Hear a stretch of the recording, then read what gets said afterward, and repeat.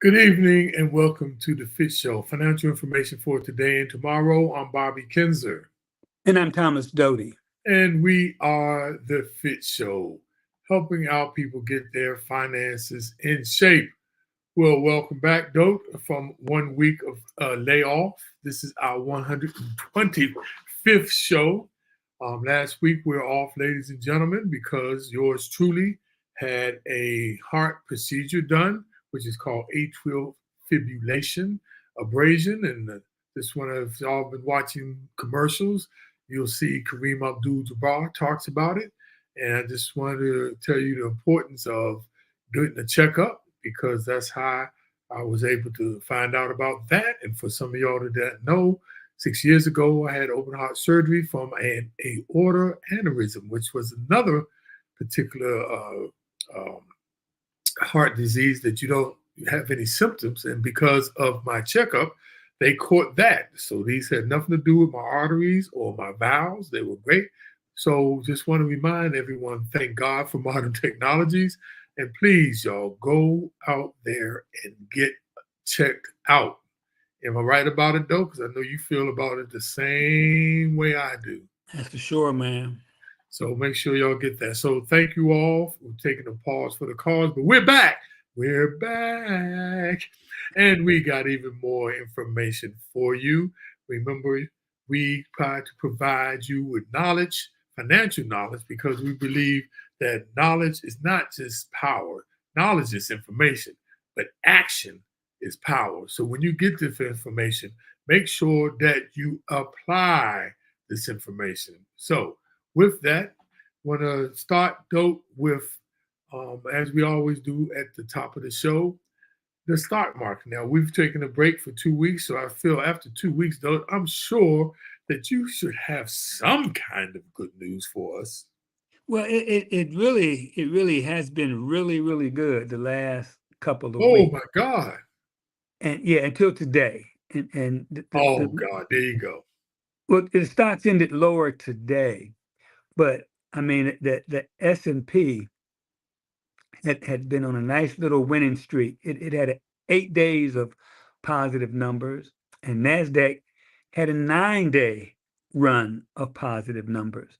And both of those are the longest positive streaks of gains in 2 years. So that's a real good thing.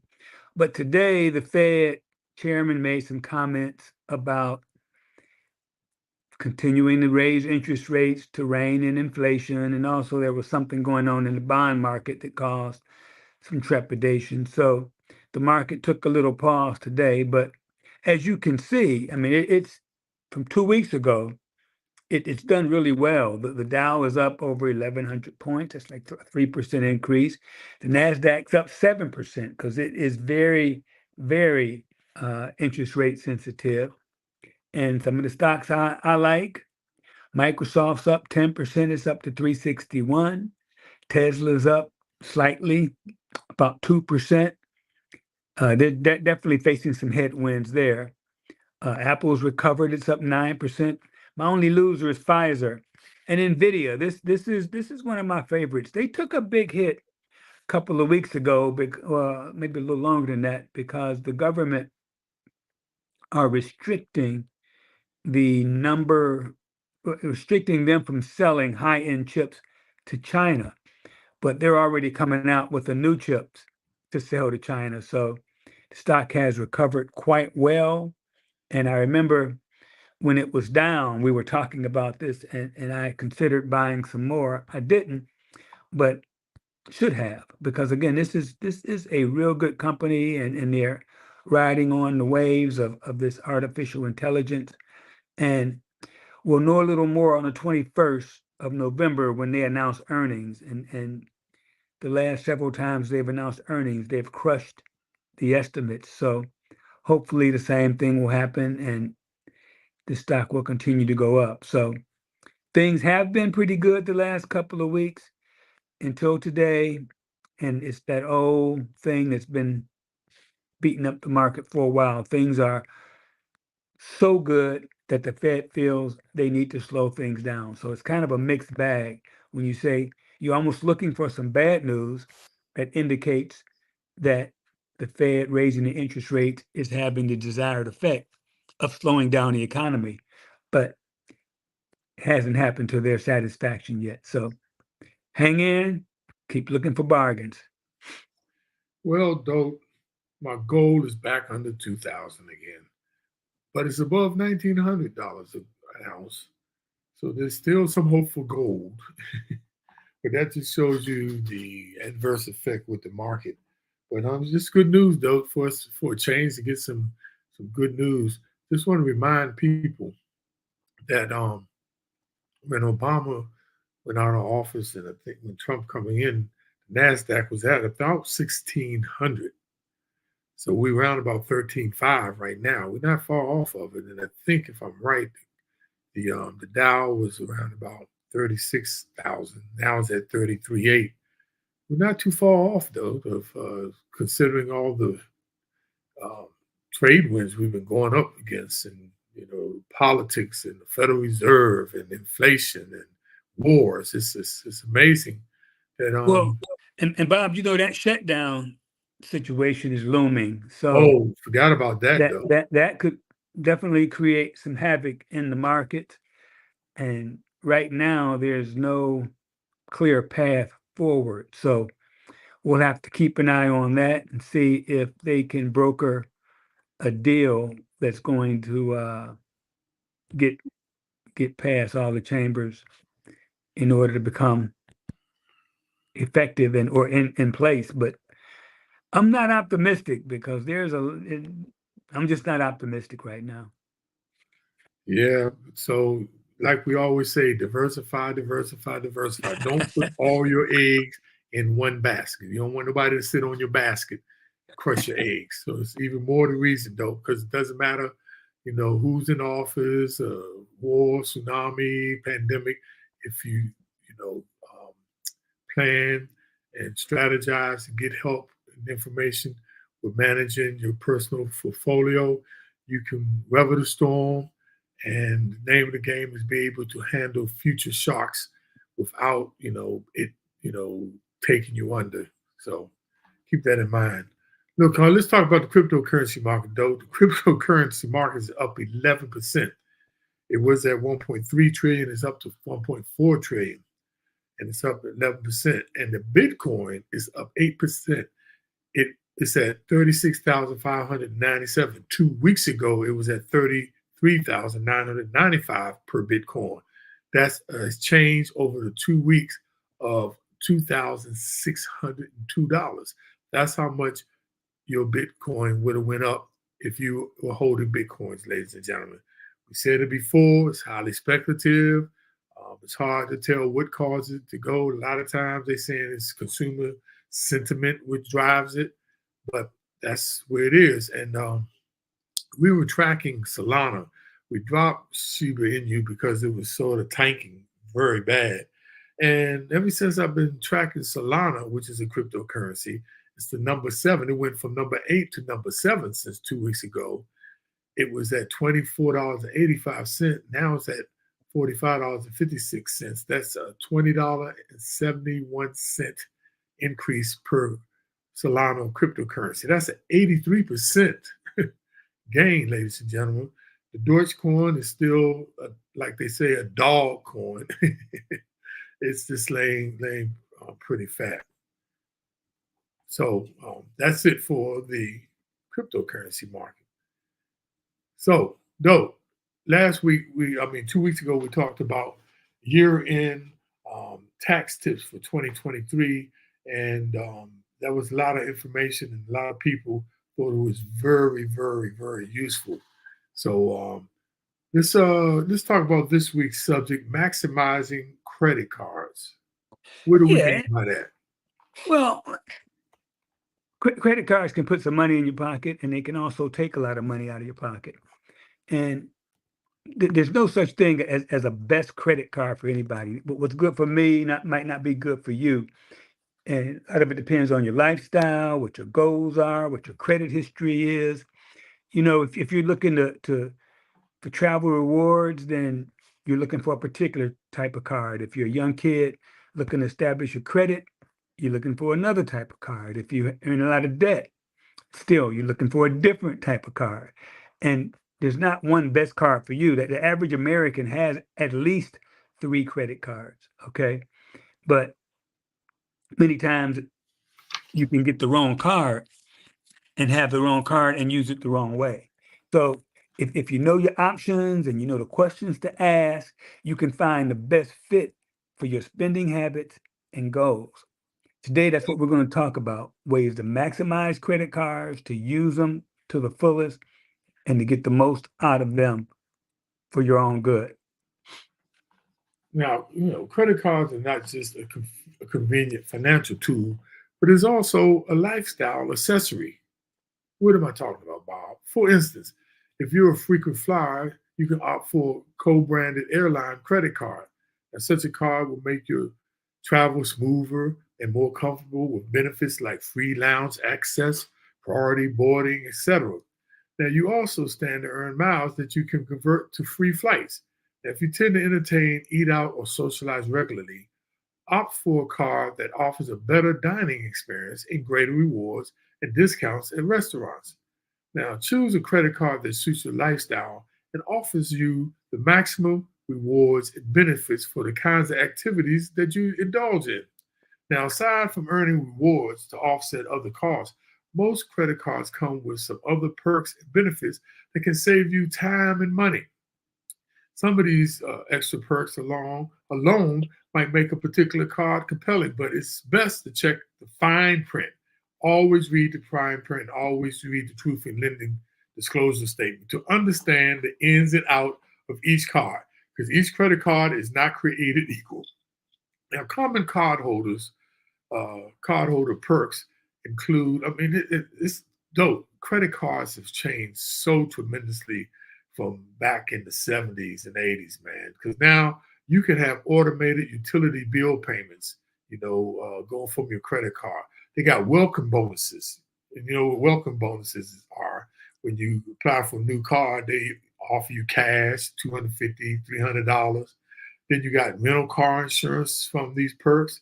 You got trip cancellation or interruption insurance, like for your flights, and like if something come up and you had to interrupt, your plans. And there's credit cards that covers that. They got purchase protection where should anything like any fraud or products that were malfunctioning, even theft, but believe it or not. And it's got Yeah. extended warranty. Credit cards are offering so many perks these days. That's why it's so important that, choosing the right credit cards, among the dozens of options can be so overwhelming now. When deciding, keep your financial needs and goals at the top of your mind to find the right one for you. Now, credit cards should complement your regular spending by earning rewards on what you've already buying. Most importantly, think about how you responsibly use the card to avoid debt and accruing interest. And that's something that me and Dope are definitely against: paying interest. Because Albert Einstein said one of the 7 wonders of the world is interest. Those who don't understand it, pay it. Those who understand it, make it. So, Dope, let's start off by talking about some of the things to avoid in these Yeah, tough and times when it comes to credit cards. Yeah, and the reason we're gonna hit this real quick is just because with in the climate we're in now, with rising interest rates, the rates charged on credit cards are also increasing. So you have to be prudent during these times and really make sure you aren't making mistakes with your credit card during these crazy times. And so the first, we're going to run through 4 or 5 quick things you should not do with a credit card during these crazy times. And the first is you can't keep spending as usual. You got to change your budget if inflation is beating you up or circumstances are jeopardizing your budget. And you got to adjust what you're spending to include growing. Gas costs more, food costs more, cell phone, but everything's going up because once the inflation hits, that kind of gives merchants and vendors the opportunity to raise prices. I mean, I've been in meetings at work where you raise prices because everybody's expecting prices to go up because all you read about is inflation. So take a hard look at your budget. Make sure you understand your needs versus your want. And as you look at your statement, consider cutting out anything that's unnecessary. Prioritize your essentials. Make sure you aren't wasting any money. And if you are stretched, look for other ways to complement your income and maybe add some more income to it. Because with things going up, your budget is definitely going to be stretched, and you can't keep spending as usual because credit card debt will kill you. So another thing you need to avoid, and with credit cards in these tough times, is avoid relying on your credit limit. I know a lot of people really rely on that credit limit and be just going over the utilization rate, which is your actual credit limit and your outstanding balance. So trimming your budget may offer opportunities to save that prevents you from relying on credit cards. So save what you can. We know this, but we got to say this is so important, you all. Even if it's just $5 a week, an emergency fund is foolproof, but a credit limit can eventually max out or get slashed at the issuer's discretion. They can lower your credit, even if you have good standing, they can lower your credit limit at any time. Now, before that happens, request a higher credit limit from your insurance when accounts are in good standing. This way, you have some credit available as a last resort option that supplements an emergency fund. Now, note, the issuer may run a hard inquiry on your credit card after making this request, an action that can temporarily drop your scores. But the reason why you would want to ask and request for a high credit limit is, like I said, it's called the utilization rate or the debt to limit ratio. And debt to limit rate, debt to limit rate. So make sure you don't go over that 30% usury, and that can help you. Yeah, another thing, make sure you're not carrying a high interest credit card with a large balance. So you don't want to carry a balance with a high interest rate credit card. That's just racking up money for the bank. That's all that's doing.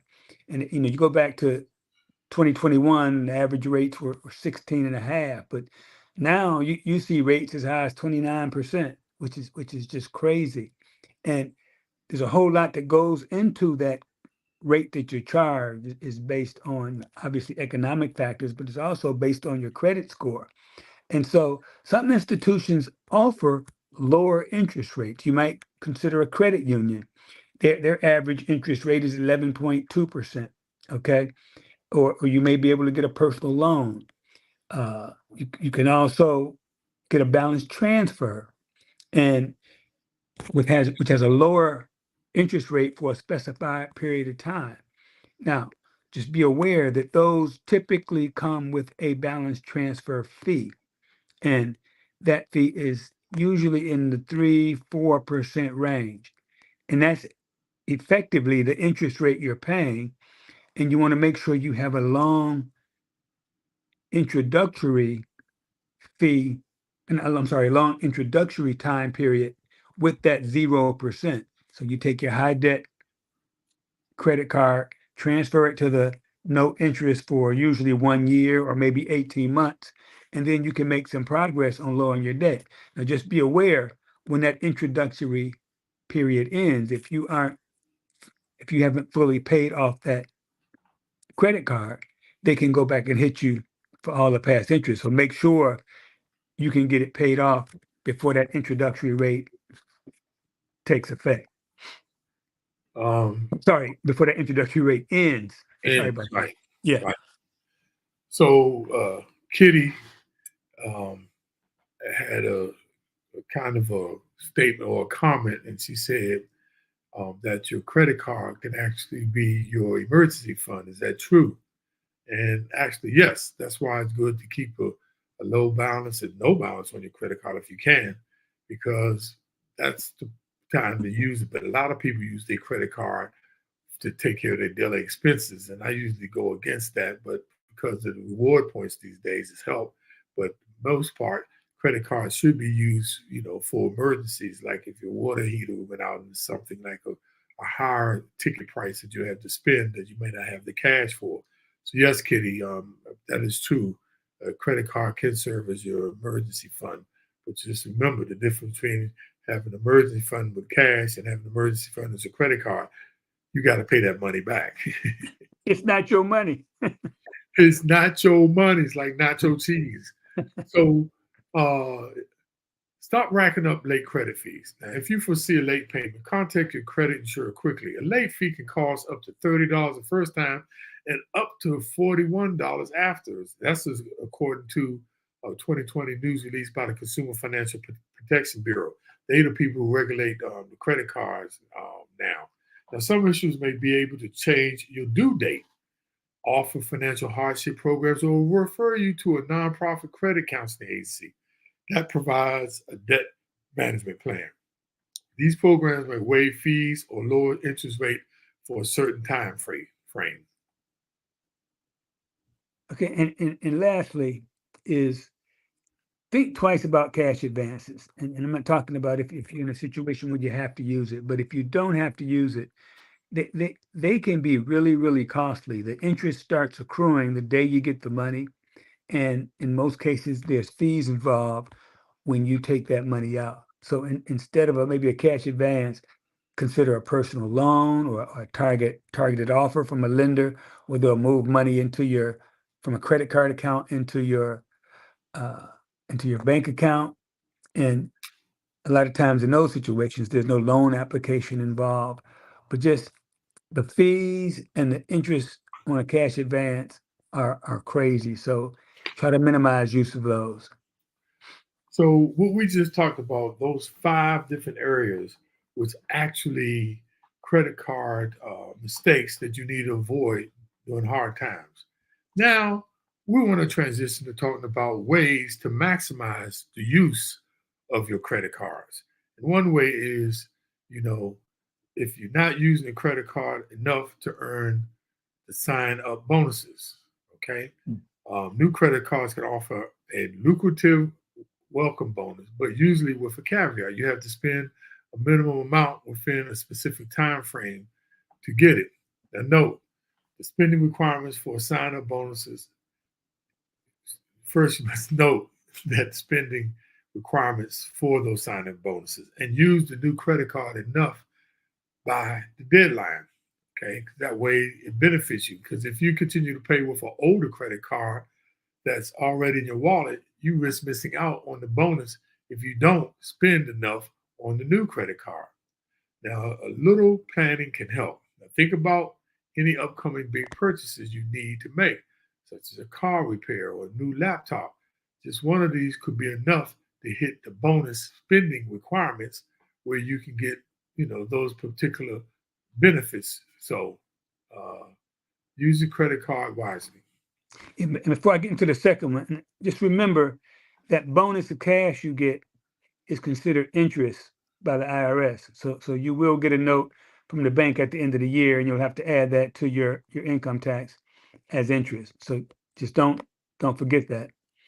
The next important thing is to use the right card at the right place. I'll say you'll see ads for cards offering 5% cash back in certain categories, like it might be the grocery store, or it might be at restaurants, or it might be at gas stations. And the catch is you'll have to do some work to hit that rate, or to make sure you're using it at that place. So, and you got a lot of times they have limits on how much you can get up to a certain amount. So you got to be diligent and make sure once you've maxed out on a particular category that you're still using the best card that's maximizing the money in your pocket. Okay. So again, you have to keep track, and you have to make sure that you're, for example, if it's a gas 5%, you have to make sure you use the card that gives you the maximum gas. And it can become a nightmare, a bookkeeping nightmare. So you do have to have some discipline in order to make sure you're using the right card at the right time. But I'm telling you, it's worth it. It's not pennies. It's hundreds of dollars. If you think about what you spend on gas in a year, what you spend on groceries in a year, what you spend on at restaurants or travel, it's not pennies. It can add up to a lot of money. So try to find some method to keep track of what you're spending if you have specific categories. Like I think I've told you, I think I got about 6 credit cards. I have one I use at Amazon and Whole Foods that pays 5%. I use my Hilton card when I travel and stay at Hilton's. I use American Airlines when I buy airline tickets. I use a Fidelity card for everything else that pays 3% on things that aren't in those other categories. And then, of course, I use my Costco card for gas and things at Costco. And I even I'm pretty good at keeping track, but I've used my Costco card at Amazon by mistake. I mean, at Whole Foods by mistake. So, but overall, I think I figured it out last year. I got over $3,500 in perks from credit cards, and I think it's worth it. 250, $300 a month of free money is okay with me. Now, balance transfer cards can be an excellent tool for paying off debt. They consolidate several debts into one place, making them easier to keep up with. And they can give you a breather on interest for many months. However, if you're using a balance transfer card for everyday expenses too, it will be hard to whittle that balance down to zero. So, consider that and know what your goal is and your discipline. Plus, many balance transfer cards don't come with rewards. Leave the balance transfer card at home, but take the cashback card with you and be sure to make regular payments toward both. Yeah, and the next one, and this one might hit a nerve with some people. Some folks aren't using the credit card at all, and that's a lot of people like to say, well, I don't want to put anything on a credit card. I don't want any debt. It's the same folks who want to.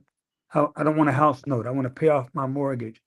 And it makes sense now when interest rates are 8% for mortgages, but back when interest rates were two and three eighths, I mean, I would want all the 2 and 3/8 money I could get, especially now with you can put your money in a money market and get 5 to 5.5%. And so if you don't use a credit card at all, you're missing out on the rewards. You're missing out on the perks, the things like uh, rental car insurance, extended warranties, purchase protection. I have one card, my Hilton card, and you got to be aware. Some of them come with fees. My Hilton card fee is $450, but the perks they give obviously outweigh that, or I wouldn't have it. They give me one free night at a Hilton, and I'll use that in New York or DC, where hotel rates are two, three, $400 a night. They give you $250 for upgrading seats on airplanes, which I always do because I'm tall and I can't sit in a regular coach seat. They give you money for resort fees. They give you credits if you're at a resort and you spend money. They give you $400 for that. They give you $250 towards airline tickets. So it more than outweighs the amount of the fee. But the catch is you have to make sure you use those perks. And I'm kind of cheap that way, so I always do. Now, and when you don't use a credit card, you're missing the perks, you're missing the reward. And another thing that happens, people are finding as they retire and they have no mortgage, they have no car note, they have no credit card. If it ever comes to where you need credit, you need a history of credit in order to have good credit. So by using your credit card, having open lines of credit, as Kitty said, you might have an emergency. You may not have cash available. You may not be able to access your cash. So it's good to have that credit card. And if you have it, you ought to take advantage of the perks and rewards and make sure you're maximizing your wealth. And so, though, just a little note right now, because a lot of people are old school and they were brought up on the strategy of just having as few credit cards as possible. And Kitty actually put a message in. She said, "I only have one because I can't keep up with all those with all those credit cards." And I understand that, but just remember though, there's so many benefits out there, and that you can maximize that can help improve, your lifestyle and your bottom line.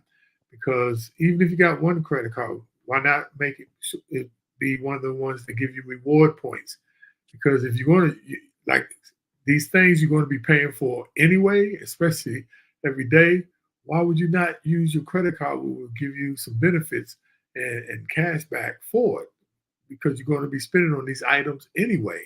So I know it goes against the traditional thinking of having more than one credit card. But remember the caveat when we talk about having more than one card, where Dope talks about having Costco and having, Target and different, Southwest Airlines. The key though is you got to be disciplined and you must pay those credit cards off every month, because if you don't, then it's not benefiting you because the interest you're paying is higher than the benefits you're getting. Right. I want to switch gears again, you all. We're going to switch gears on you again now because there's so much, you all, to talk about when we start talking about credit cards, especially when we talk about finding the best credit card, meaning what's the best card for you. And one of the first things is you must check your credit and find out what credit card offers you might be eligible for by checking your credit. A lot of people don't do this. The better your score, the greater your chance of being approved for cards with better perks. Among ways to check your score, many credit cards offer free access to credit scores. Um, Many credit cards issuers give cardholders free FICO scores. So people say, wait a minute, Bob, why are you talking about FICO score? Because FICO is the one who calculates the scores. Okay, now a lot of these credit bureaus that you go to, or excuse me, credit agencies like Credit Sesame or Credit Karma. Karma, right? Believe it or not, they're not using FICO. They're using, like, Credit Karma uses actually Vantage Score, which is a whole number, but it depends on which merchant pools and want to use which agency to check your credit. But there are three major credit bureaus. We always talk about them: Experian, Equifax, and TransUnion, that sell, and they sell credit scores, believe it or not. Now, if the number isn't what you expected, check your credit card reports to see what's causing the problem with your credit score. Remember, there's a difference between general credit, credit cards, and credit scores. Okay, now you can then start figuring out ways to improve your credit, from changing your spending habits to disputing an error on your reports. People do not check their credit enough because a lot of times there's things on there, and if you dispute them, they have 30 days to reply to you. And if not, they have to take that off of your credit report. And if you need to, if there's errors on there, you need to check it out. The federal law entitles you to one free copy of your credit report from each of the three major bureaus every 12 months. Get your free credit reports at annualcreditreport.com, a federally authorized site. Remember, annualcreditreport.com. Do not go out on the one that says free annualcreditreport.com because it's not free. But this one is federally authorized. Yeah, in best case, since you get one every 12 months from the 3 reporting bureaus, the best way to do it is every 4 months, get your free one. Like every April, get your one from Experian. Every August, get your one from TransUnion. Every, what is that, October or whatever 4 months later are, get it from Equifax. And so every 4 months, you're reviewing your credit report to make sure nobody has opened a credit account in your name if you don't have a reporting service that monitors those types of things for you. So if you're not going to pay this, 1099 or whatever it is to have a service monitoring your credit, at a minimum, you should be getting every 4 months, getting your free credit report, reviewing it to make sure it's actually accurate. Okay, next thing you got to identify what type of credit card you need. 3 basic types. You got cards that help you establish your credit, which is when you're trying to get your credit established. You get cards that have lower interest rates. And finally, you have reward cards, which are my favorite. And the best card for you is the one that has the features that you can optimize, that meets your specific needs. If you don't travel much, for example, then it'd be crazy for you to have a travel card. If you want to build on credit, you might, like their student, he might want to get a secured card, in which case he can build credit. And it's probably the only way they're going to let him get credit anyway until you have a track record. But you might deposit $200 and they give you a credit limit up to $200. You can use that, show good faith, and start building a good credit history. Or you might look for one that save on interest, as we talked about before. You can use those 0% balance transfers, or you can just look for a lower interest rate in order to reduce the amount that you pay in interest. And so you can go out and shop and find a card that pays a low interest rate. And so we talked about rewards already. I think it's a good way to do it because the way I look at it, somebody's paying me every time I buy something. That's kind of how I look at it. You just have to be aware of what the requirements are for the card, if there's an annual fee for the card, if you'll make enough, or if the perks are enough to ensure that you more than cover the fees. And in some of them with purchase protection, you may have to register the particular thing you buy. Obviously, you have to use that card for that product that you buy. For example, if you buy a piece of electronic equipment, you buy it with that card, you may get a longer warranty. If it breaks, you can take it back with the credit card and they'll cover it for you. So figure out which card you need and make sure it works for you and it's giving you all the benefits that help you get to where you want to be.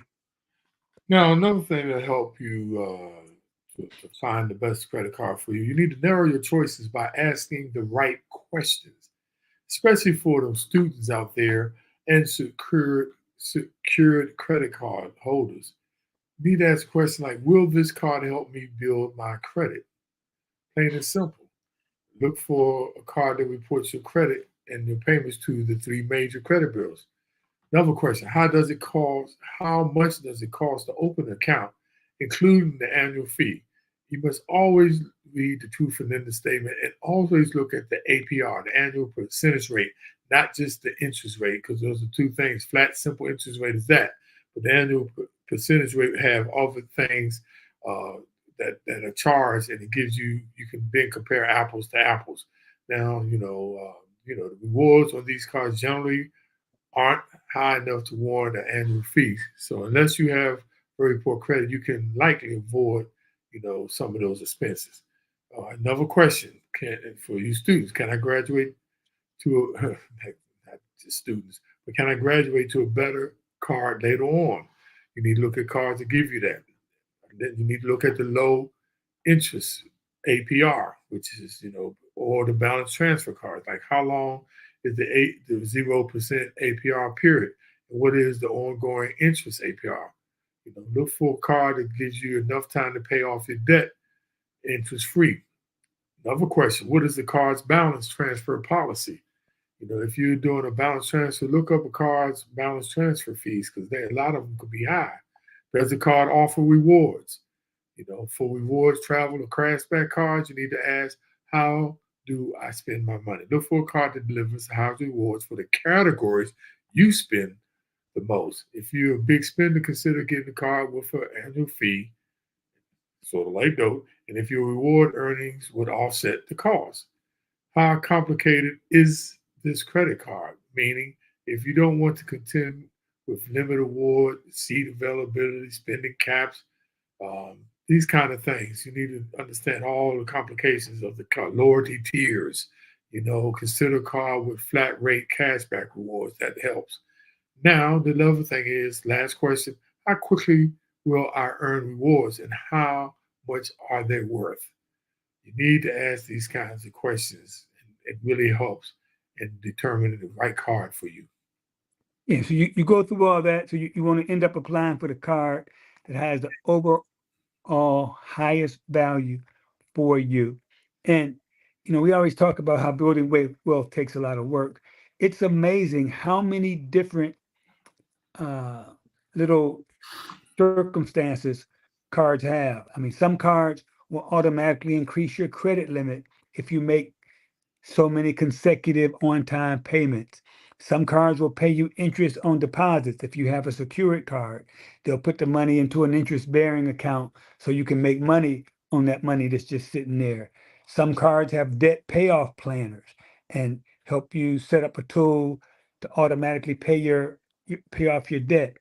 Some cards might waive late fees or penalty APRs. So you got to find out if the card has that.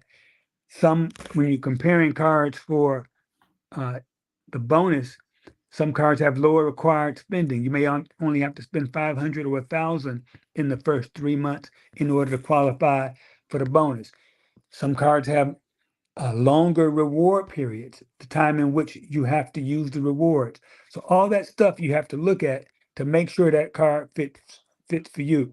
We've always talked about building wealth takes time. This is one more thing that you have to do if you want to maximize your situation. And I know some people say, it ain't worth it, but I'm cheap that way.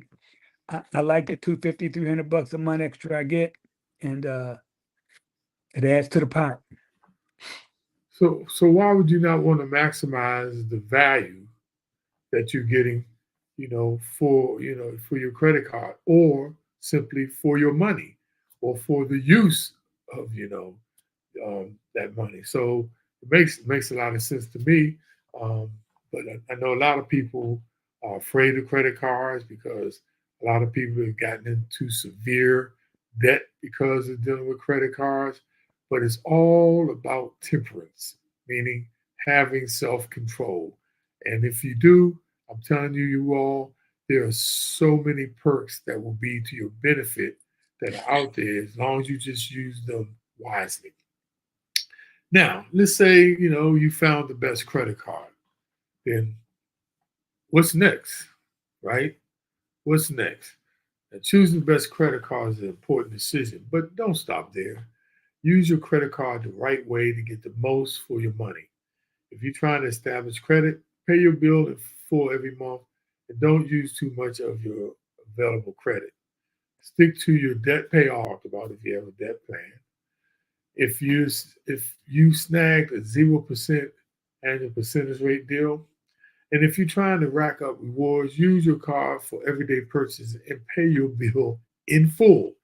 Notice what I said, in full every month. Now, the credit cards you choose should help you achieve your financial goals in the most affordable, efficient way possible. Whether you're trying to build credit or borrow money and earn rewards, whatever you do, don't settle for less. Just want to let y'all know, full disclaimer, a lot of this information we got today is from several different places, but like Nerd Wallet, and Apple News, and we always love Kiplinger. But we just hope you understand. Uh, a lot of times we don't, really know the actual maximum use of credit cards, and that's what we're just trying to get you to understand today, right, Dope? That's for sure. Free money.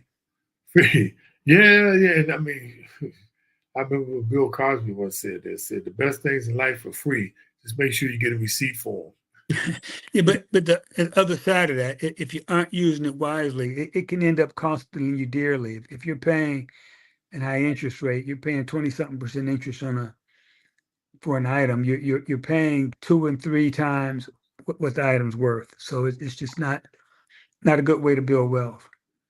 So, though, as usually, we covered a lot of information, and we hope that you picked up on some things. And remember, this show is archived, so you can always go out there on Facebook Live and pull up our show, or on YouTube and pull up our archive shows if it was just too much information overload.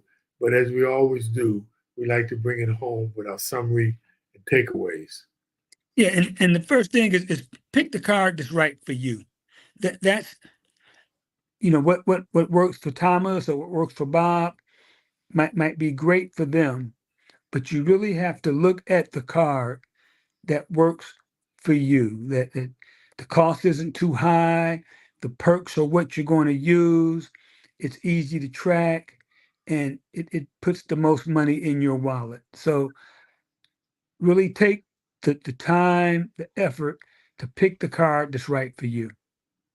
The next one is use the right card at the right place. Um, some cards have different benefits, different cash back awards. So really look at the cards, and like Kitty says, a lot of people can get caught up in having so many cards and they lose track of them. But the best thing you need to do is to stay on top of your credit cards and use the right card in the right place. If you're getting 5% off of a Costco gas card, but you use a Sunoco gas card and it's giving you 1%, you know, why would you use the Sunoco card or the Shell? I don't even know if Sunoco is even open anymore. But so old school, right? So just use the right card in the right place. Yeah, rewards can add up. I've said that. You guys probably tired of hearing me talk about it. But the rewards on a card, and they're very competitive. And if you, again, look at the fine print, you probably have several perks on your card that you may not even be aware of. So make sure you understand what perks are available, that you're using them, and that you're using, and that you're getting what you want from your credit cards. Those and it's not pennies, but the dollars can add up to hundreds of dollars, can add up to thousands of dollars. So go get that free money. And we can't say this enough. Manage your credit card wisely. There's so many things that you must be conscious of. Like I said, when you go and look at a credit card, you look at the truth and lending disclosure statement. Make sure you read the fine print. Make sure you know all the payments when they due, the fees that they are charging, annual fees, late fees. Um, uh, these are things you must stay on top of. But if you manage it correctly, you all, this will not only become such a great financial tool, but like I said earlier, it can increase your lifestyle accessory, meaning the things that you have in your life that make you comfortable outside of your basic bill paying and things you have to pay. There's things that can really, really, these things can really add up. And like I said, really add to your lifestyle. So, with that, we're so thankful that everybody tuned in. Like I said before, this is our 125th show. We're on the road, though. I think we've only missed two. We understand last week why we missed it. So, and I want to thank everyone for their prayers and well wishes, man. Y'all have been so wonderful and just really know your friends. So just want to thank you all once again. And before we leave, though, got to do a roll call to our peeps out there. Our wonderful sister Linda, thank you for being out there. Gloria, this time Linda beat you out there first. Good to see you. Garnett, how you doing, dearest? My brother, Carlton Chapman. How you doing, my brother? Peace and blessings with you, man. Just sending great positive vibes your way. And Joanne, how you been, girl? It's good seeing you out there. And Kitty Cheney, the greatest Toastmaster, grand Toastmaster of all, though Intomaco, the international macaroni of Toastmasters. Oh, hey, Rodney L. Madison Sr. on. What's up, Rodney? As always, he's out here. TheNoteExperience.com. Go out there if you're looking for an alternative investment to be able to put your money in. Holding mortgage notes is so interesting. I'm telling you, Rodney, we're going to have you on. I keep saying that one day so you can explain it to our folks.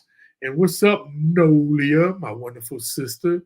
She said, it definitely even reduce your fees. I love that, Nolia. Good seeing you. Thank you, everybody, for tuning in. Oh, and then now comes in at the 11th hour. What's up now, Dodie? Thank you so much, Delta Sigma Theta. By the way, Melody just went over this weekend at University of North Carolina, Chapel Hill, though, as a Alpha Kappa Alpha. She is an AKA and is our sister sorority. So welcome, Melody, to the Divine Nine. So thank everybody. Look forward to seeing you same next week, same bat channel. And remember, knowledge is power, but action is even more powerful. Y'all take care of yourself, and we see you next week. Good job, Dote, as always. Thank you, my brother. Peace.